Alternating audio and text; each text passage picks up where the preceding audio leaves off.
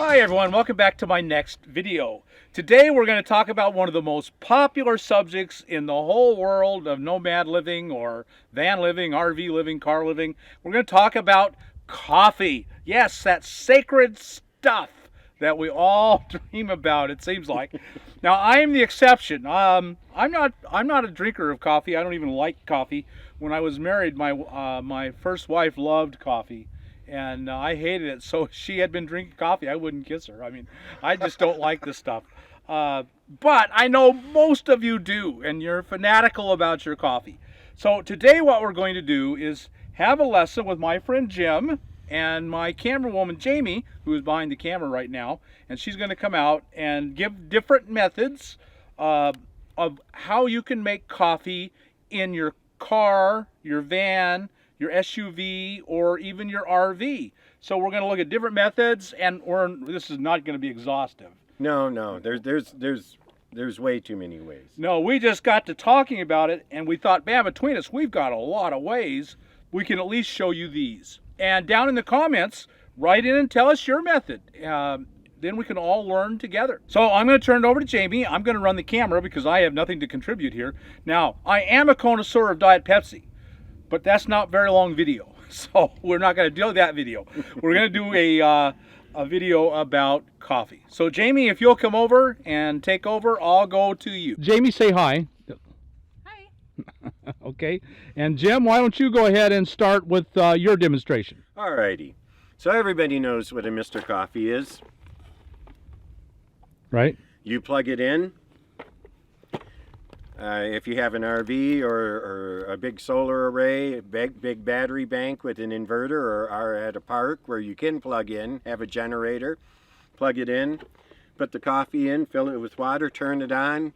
Minutes later you have coffee. It's probably the most popular way in the world. If you're not plugged in, you can heat the water on the stove, put the coffee in, pour it over the basket with the filter and the coffee in it. It drains down just the same as it does in when it's plugged in.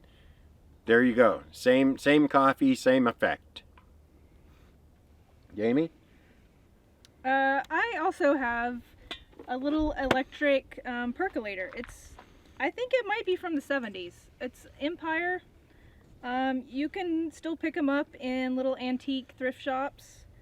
It's got a very short cord, so you'll probably need an extension cord. On the bottom it says that it's 435 watts. And for me, I have 200 watts of solar and a 1500 watt inverter. And you know, to run this for 5 minutes to make coffee, it's no big deal for my system. And very simple. You pour the water in here, and it has markings on it, 2 cups or 3 cups. You can see those on the outside. Pour it up to your desired amount. You put the coffee in here, in this filter.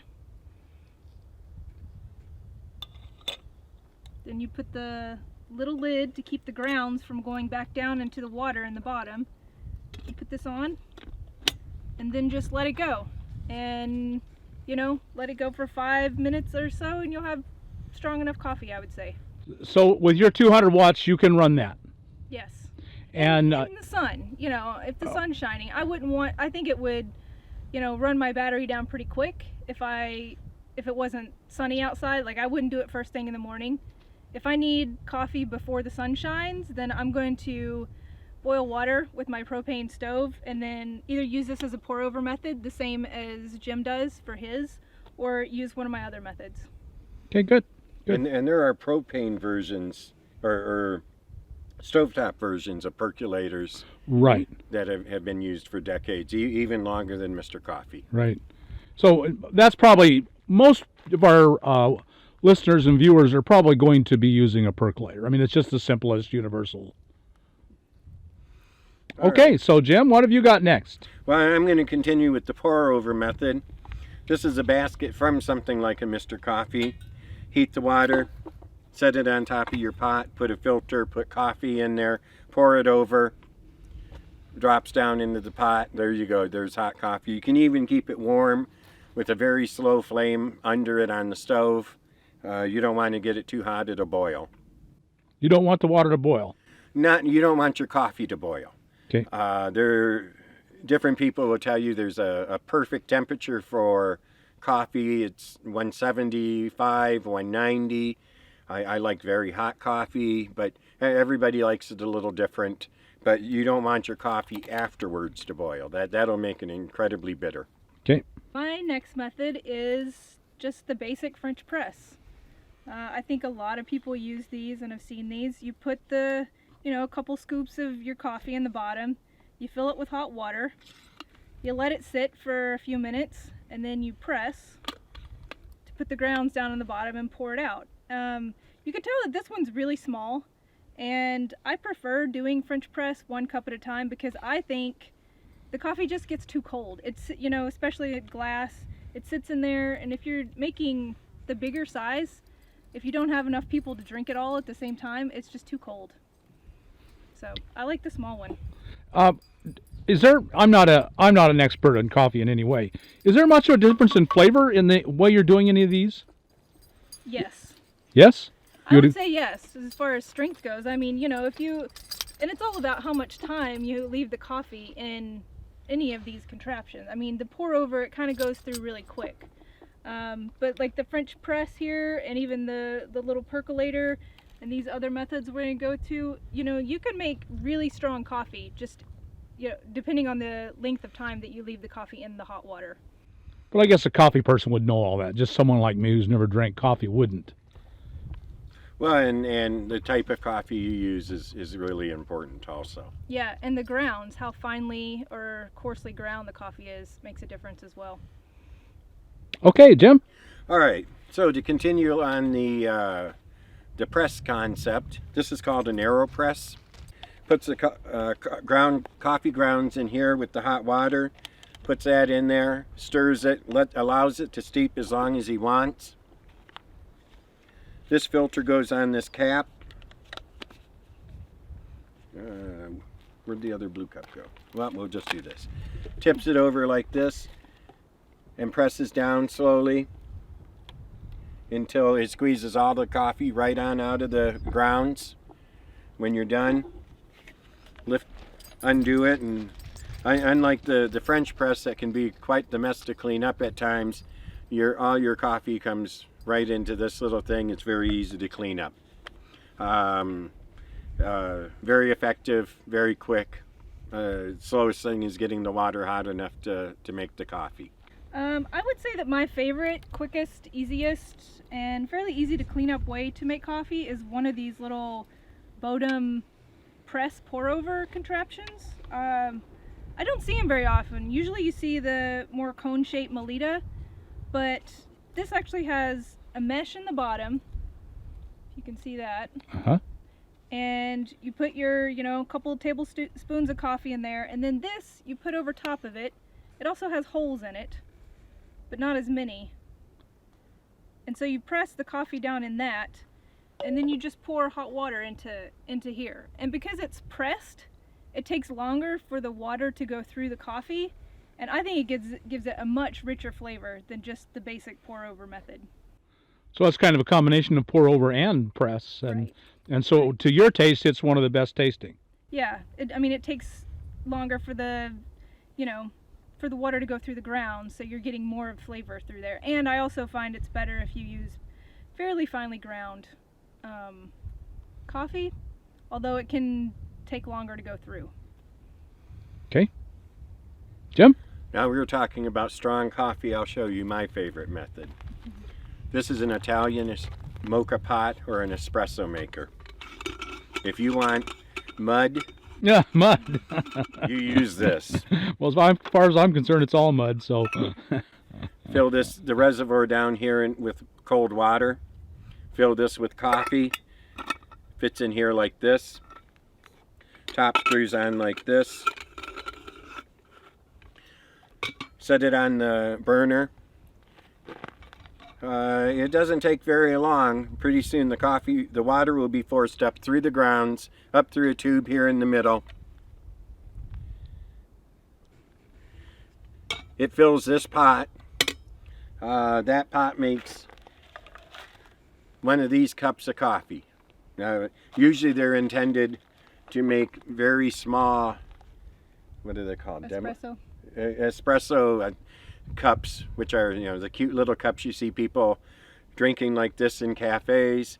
I just make one of those in the morning. Man, you want to wake up, you're going to wake up. I used to use only ground espresso in it. Then I found out that I could just put my regular Maxwell House coffee through it, and it came out wonderful. Incredibly strong, very rich tasting, and very inexpensive compared to ground espresso. Mm. Most Italian households have mocha pots of one way or the other. Another version I have is called the mini. It doesn't have the pot on top. You set the cup on a platform, and there's a tube that it just literally pumps the coffee right into your cup. No pot to clean. Very easy to get the grounds out of the basket. My favorite way to go. Kind of slow if you're making coffee for a number of people, though. Okay.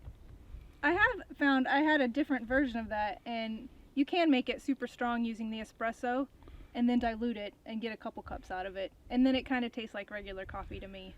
Dilute it.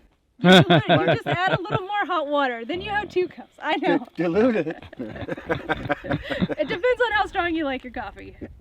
Okay, so my last method for making coffee is actually using tea makers.